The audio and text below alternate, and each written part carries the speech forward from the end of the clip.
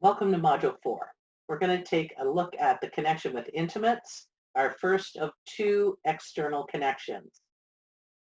The real benefit of this particular connection is safety. And we as humans have an innate need for safety and to be loved.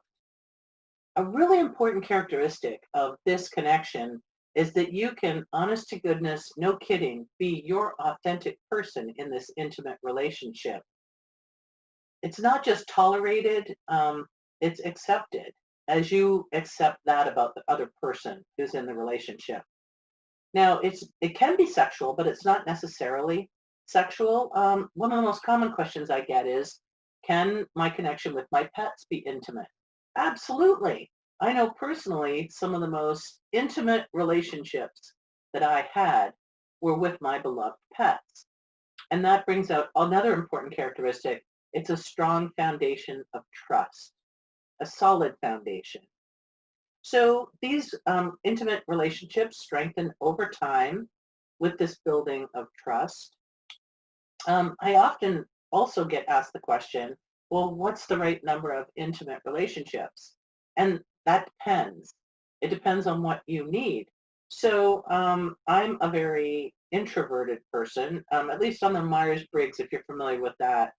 I recharge my energy by being more internal, time with myself. So really my intimate circle of connections may be relatively small compared to someone who's an extrovert who recharges their energy by being out with people.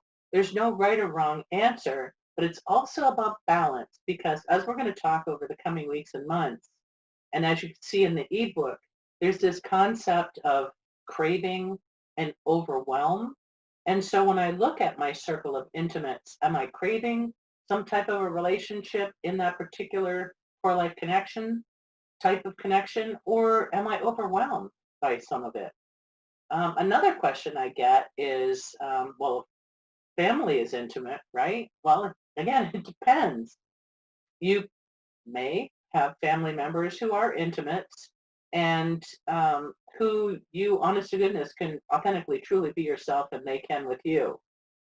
Being a blood relative or even like a through marriage relative, that doesn't automatically get them a pass into this category. So you get to be very discerning about where it's safe to be your honest to goodness self.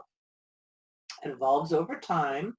So you can well imagine that if you've had I have some best friends from high school, and we are very different people in terms of connection with self and connection with higher self than we were in high school.